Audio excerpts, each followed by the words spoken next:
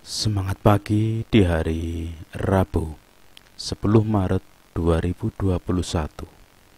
Kita kembali bersekutu dalam persekutuan doa anggota keluarga Allah, memulai dengan menenangkan hati, menenangkan pikir dalam saat teduh sejenak.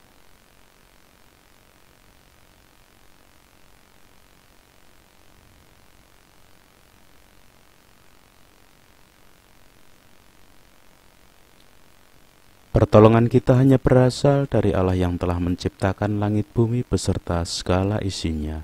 Kasih karunia dan damai sejahtera yang dari Allah Bapa kita dan Tuhan Yesus Kristus ada pada saudara sekalian. Amin. Anggota keluarga Allah, perenungan Sabda hari ini menggunakan judul dan tema dalam istilah atau ungkapan Jawa, kebat kliwat gampang pincang. Kebat berarti terburu-buru, kliwat berarti luput atau tidak tepat sasaran, gampang berarti mudah, pincang berarti sesuatu yang tidak pas atau tidak sesuai. Tindakan yang terburu-buru selalu melakukan kesalahan. Siapapun tahu, segala sesuatu yang dilakukan dengan buru-buru, gerusa-gerusu, tanpa pertimbangan yang matang, pasti hasilnya tidak akan baik dan banyak kekurangannya. Itulah sebabnya segala urusan, ada banyak peringatan yang menasihatkan agar kita mempersiapkannya dengan sungguh-sungguh. Menyiapkan waktu yang cukup agar ada kesempatan untuk memeriksa dan memperlengkapi bila ada yang masih kurang. Ini, itu. Sesuatu yang dipersiapkan secara matang, dengan sungguh-sungguh, hasilnya akan sesuai dengan harapan. Bila segala sesuatu sudah dipersiapkan dengan sungguh-sungguh, satu hal yang tidak boleh dilupakan adalah tetap menyerahkan proses kelanjutannya pada kasih penyertaan dan pengaturan Tuhan saja. Karena Tuhanlah yang memiliki ketentuan dalam segala urusan. Anggota keluarga Allah, lewat leksionari bacaan pertama hari ini kita akan merenungkan sabda tentang kisah pembangunan kembali rumah Allah di Yerusalem yang dalam kasih penyertaan dan pengaturan Tuhan tetap harus dilakukan dengan persiapan matang agar tidak kebat kliwat gampang pincang. Kitab Esra pasal 6 ayat pertama sampai 16 memberikan kesaksian demikian. Sesudah itu atas perintah Raja Darius, diadakanlah penyelidikan di perbendaharaan di Babel, di tempat naskah-naskah disimpan. Kemudian di Ameta, benteng yang di provinsi Media, didapati sebuah gulungan yang isinya sebagai berikut. Piagam. Pada tahun pertama zaman Raja Kores dikeluarkanlah perintah oleh Raja Kores mengenai rumah Allah di Yerusalem. Rumah itu haruslah dibangun kembali sebagai tempat orang mempersembahkan korban sembelihan dan korban api-apian. Haruslah tingginya 60 hasta dan lebarnya 60 hasta. Dan haruslah dipasang 3 lapis, batu besar-besar dan 1 lapis kayu. Biayanya harus dibayar dari perbendaharaan kerajaan. Dan juga perlengkapan emas dan perak. Rumah Allah yang diambil oleh Nebukadnezar dari bait suci di Yerusalem dan dibawa ke Babel itu haruslah dikembalikan. supaya kembali pula ke bait suci yang di Yerusalem, ke tempatnya yang semula, dan engkau haruslah menaruhnya di dalam rumah Allah. Oleh sebab itu, hai Tatnia, bupati daerah seberang sungai Efrat, dan Shetar pun Bosnai, serta rekan-rekanmu, para punggawa daerah seberang sungai Efrat, hendaklah kamu menjauhkan diri dari sana. Biarkanlah pekerjaan pembangunan rumah Allah itu. Bupati dan para tua-tua orang Yahudi boleh membangun rumah Allah itu di tempatnya yang semula. Lagi pula, telah dikeluarkan perintah olehku tentang apa yang harus kamu perbuat terhadap para tua-tua orang Yahudi mengenai pembangunan rumah Allah itu, yakni daripada penghasilan kerajaan, daripada upeti daerah seberang sungai Efrat, haruslah dengan seksama dan dengan tidak bertangguh diberi biaya kepada orang-orang itu. Dan apa yang diperlukan, yakni lembu jantan muda, domba jantan, anak domba untuk korban bakaran bagi Allah semesta langit, juga gandum, garam, anggur, dan minyak, menurut petunjuk para imam yang di Yerusalem. Semuanya itu harus diberikan kepada mereka hari demi hari tanpa kelalaian, supaya mereka selalu mempersembahkan korban yang menyenangkan kepada Allah semesta langit dan mendoakan raja serta anak-anaknya. Selanjutnya, telah dikeluarkan perintah olehku supaya setiap orang yang melanggar keputusan ini akan dicabut sebatang tiang dari rumahnya untuk menyulakannya pada ujung tiang itu, dan supaya rumahnya dijadikan reruntuhan oleh karena hal itu. Maka Allah yang sudah membuat namanya diam di sana, biarlah ia merobohkan setiap raja dan setiap bangsa, mengacungkan tangan untuk melanggar keputusan ini dan membinasakan rumah Allah yang di Yerusalem itu. Aku, Darius, yang mengeluarkan perintah ini, hendaklah itu dilakukan dengan seksama. Kemudian Tatnai, bupati daerah sebelah barat sungai Efrat, Shetar, Bosnai, dan rekan-rekan, mereka berbuat dengan seksama menurut apa yang diperintahkan Raja Darius. Para tua-tua orang Yahudi melanjutkan pembangunan itu dengan lancar, digerakkan oleh nubuat Nabi Hagai dan Nabi Zakaria bin Ido. Mereka menyelesaikan pembangunan menurut perintah Allah Israel dan menurut perintah Kores, Darius, dan Artasasta, raja-raja negeri Persia. Maka selesailah rumah itu pada hari yang ketiga, bulan Adar, yakni pada tahun yang ke-6, zaman pemerintahan Raja Darius.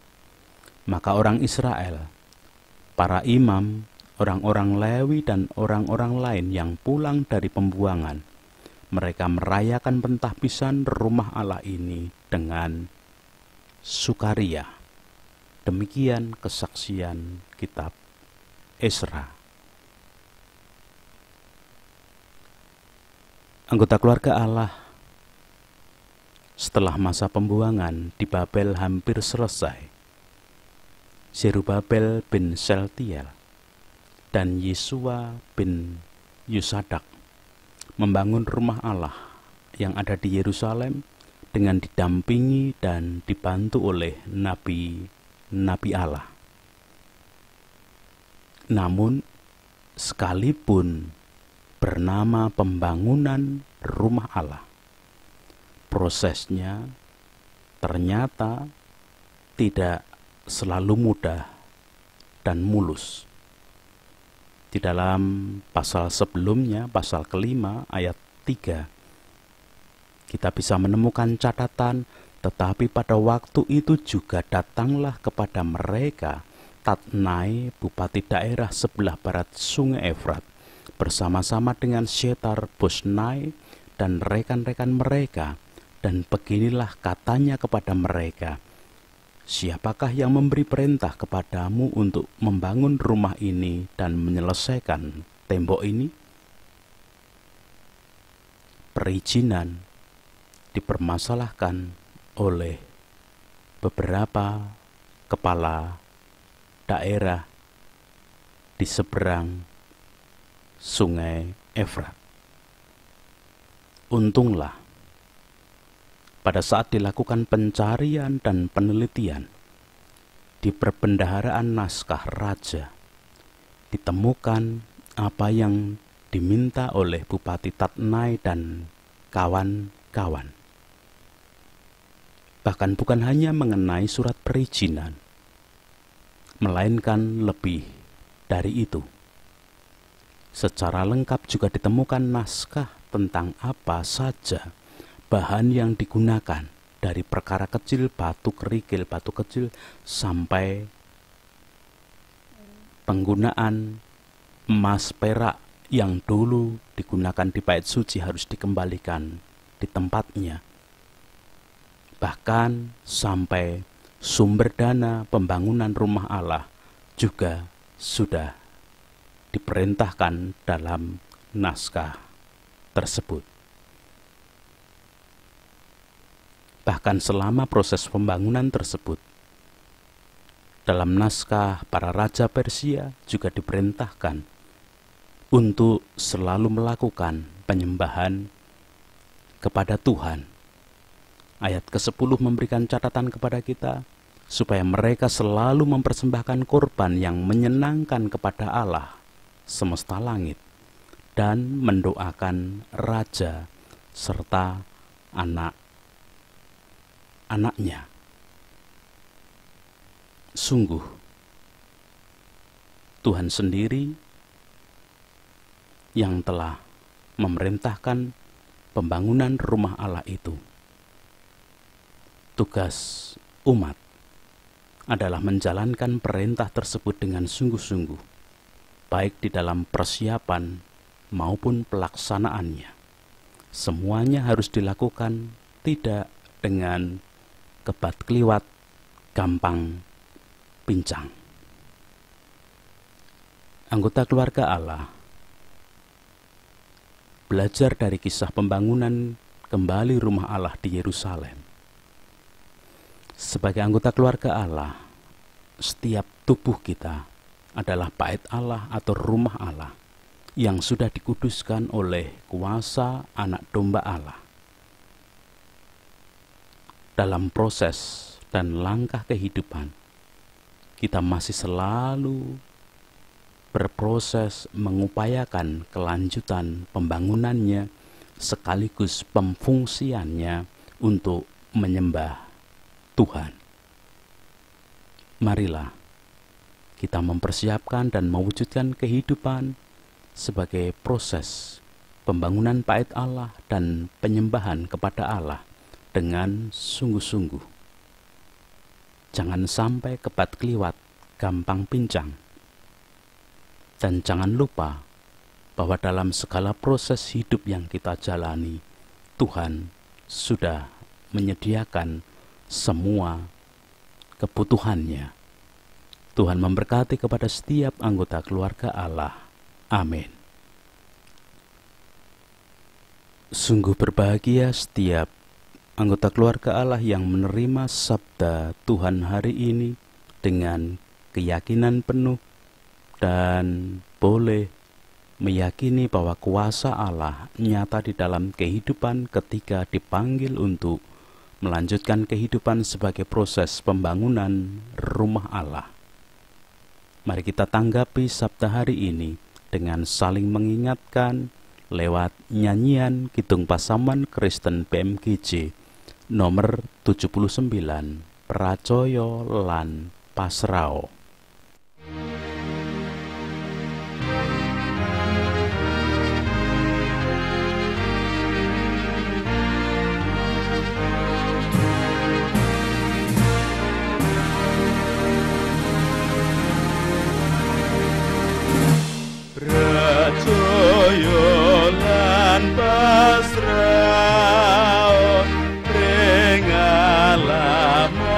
kuasa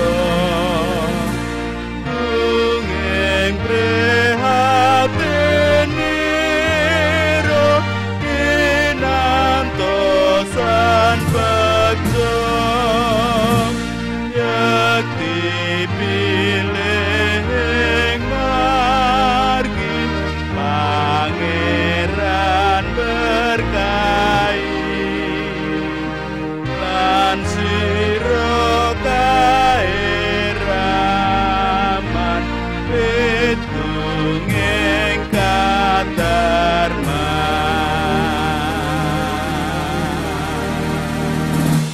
lamun sira gresula yakti tanpa guna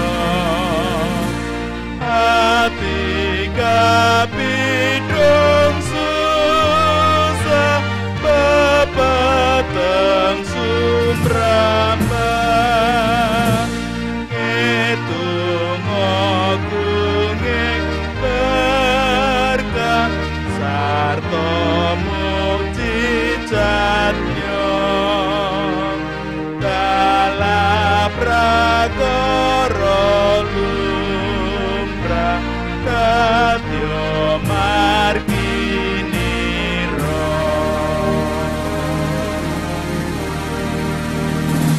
sapa bisa njajaki pringkarsaning Gusti sira tantar kuasa nata umurira mung tansah budidaya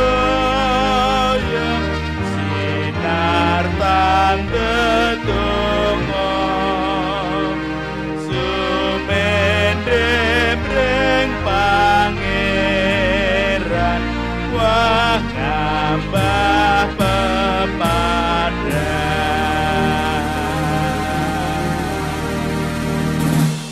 lamun nyangka momotan ingan campet koyo ngungsi mring pangeran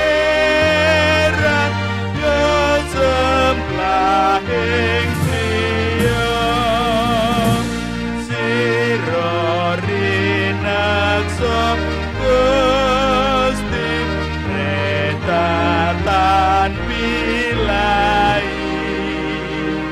tansah dilinuaran wasinong praharja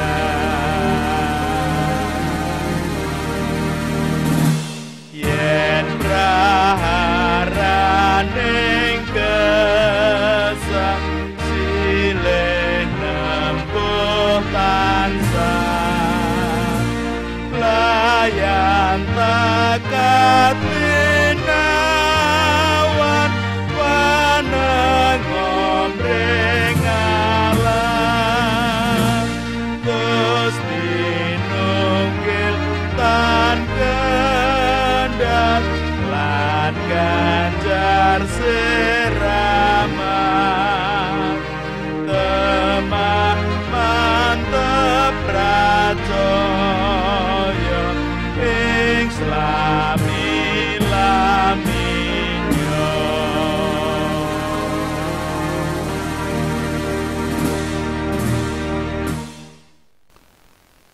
Kita berdoa bersama.